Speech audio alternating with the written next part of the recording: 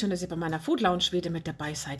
Ich habe für euch heute eine Biskuitrolle und zwar machen wir eine Eierlikör-Biskuitrolle. Viel Spaß! Dazu brauchen wir eine Biskuitrolle.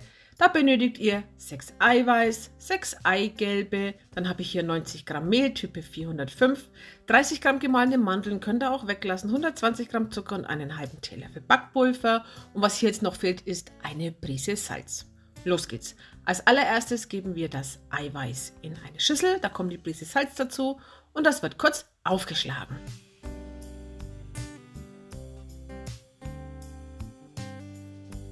Wenn das Eiweiß zu schäumen beginnt, gebt ihr den Zucker dazu und verrührt das Ganze. Wenn die Masse sich verdoppelt hat, kommt dann das Eigelb dazu. Einfach dazugeben und jetzt das Ganze so gute 5 Minuten aufschlagen. Und wie ihr hier sehen könnt, die Masse hat sich mehr als verdoppelt und genau das muss passieren, dass unsere Biskuitrolle richtig schön fluffig, locker, leicht wird. Dann geht es weiter mit den Trockenzutaten. Die sieben wir über die Eiermasse. Da kommt jetzt das Mehl hinein, das Backpulver und die Mandeln. Und das Ganze dann einfach sieben.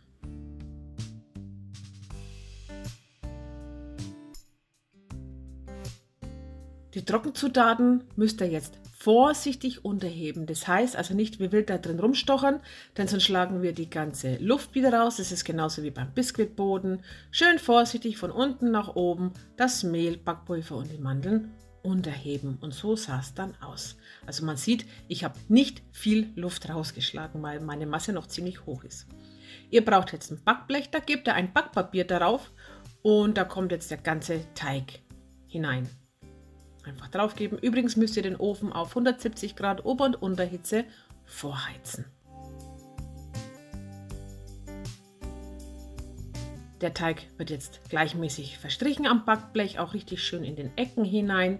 Man sieht hier schon, das ist wirklich sehr viel Teig. Braucht ihr keine Angst haben, da schwappt nichts über oder sonst irgendwas. Der bleibt so, wie er ist. Das ist ein richtig tolles Biskuitrollenrezept. Ist übrigens mein Grundrezept. Da habe ich schon mehrere Biskuitrollen gemacht. Jetzt muss der Teig gute 20 Minuten backen. In der Zwischenzeit richtet ihr euch ein sauberes Geschirrtuch her, zuckert das Ganze ein und jetzt holt ihr eure Biskuitrolle, also besser gesagt den Teig davon. Den legen wir jetzt heiß einfach auf das Geschirrtuch drauf und damit sich das Backpapier leichter löst, gebe ich ein klein wenig kaltes Wasser darauf. Da müsst ihr jetzt aber aufpassen, dass das Wasser nicht auf euer Geschirrtuch kommt. Das kann nämlich zum Verhängnis werden. Wie bei mir jetzt hier, das seht ihr dann.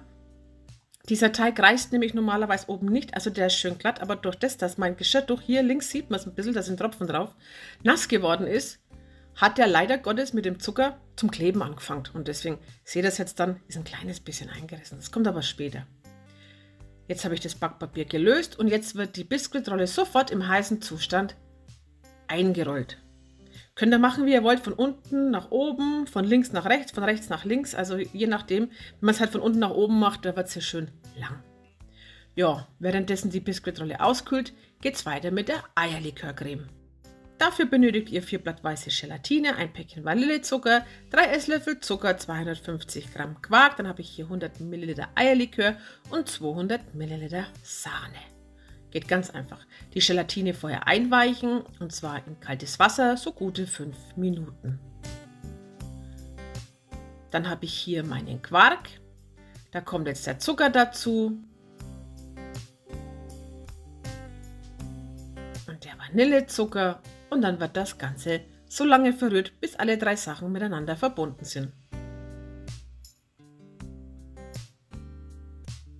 Jetzt noch den Eierlikör dazugeben und das Ganze so lange verrühren, bis der Eierlikör in die Creme eingerührt ist. So sieht dann die Creme aus. Die stellen wir kurz zur Seite. Weiter geht es mit der Gelatine. Die habe ich hier jetzt ausgedrückt und in einen kleinen Topf gegeben und die müssen wir jetzt schmelzen. So sieht sie dann geschmolzen aus, also das macht man am Herd. Jetzt passe ich die Gelatine der Creme an. Dazu gebe ich einen Esslöffel Creme in die Gelatine hinein und verrühre das Ganze so lange, bis halt wirklich keine Klümpchen mehr drin sind. Also eine richtig schöne, glatte Masse.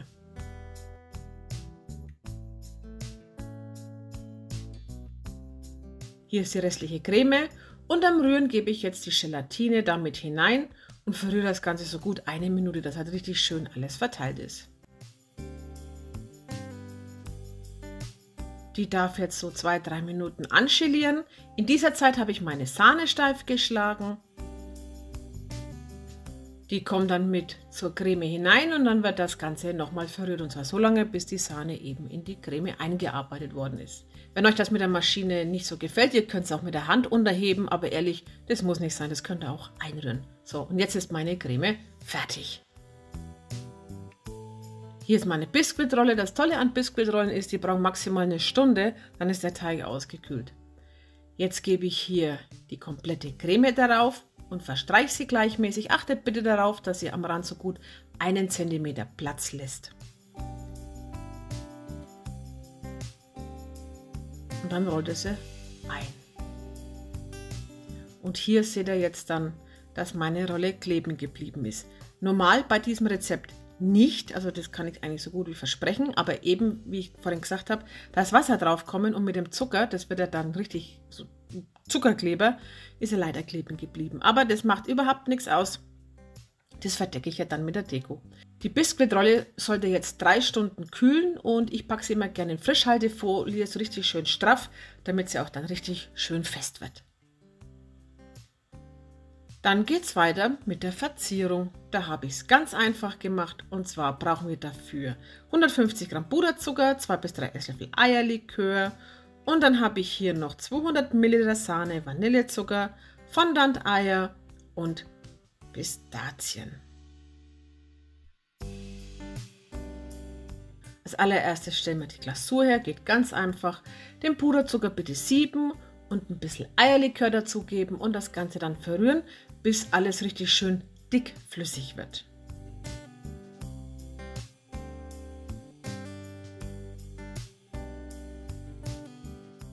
Hier ist meine Biskuitrolle. Ich schneide die Enden immer ab und da wollte ich euch das mal zeigen. Schaut mal, wie fest das geworden ist. So stelle ich mir das Innenleben einer Biskuitrolle vor.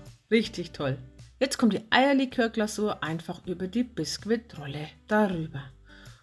Und zwar habe ich so gemacht, dass komplett die ganze Rolle damit eingedeckt war.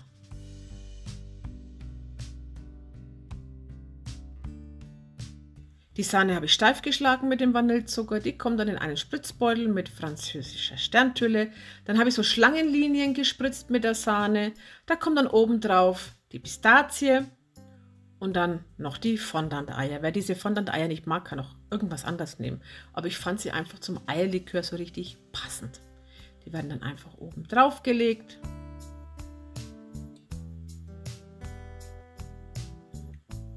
Und dann ist meine Biskuitrolle fertig. Bis zum Verzehr würde ich sie in den Kühlschrank stellen. Sieht die nicht toll aus? Richtig, richtig schön, oder? Jetzt zeige ich euch nochmal einen Anschnitt. Ja, ich habe jetzt hier ein Brotmesser genommen. Funktioniert genauso gut. Man sieht schon, die ist richtig schön fest geworden und einfach toll. Also ich war echt begeistert von dem Innenleben dieser Biskuitrolle, dass diese Creme so schön fest geworden ist. Das habe ich aber auch der Frischhaltefolie zu verdanken, denn wenn man das Ganze straff zubindet, dann wird es auch richtig schön fest.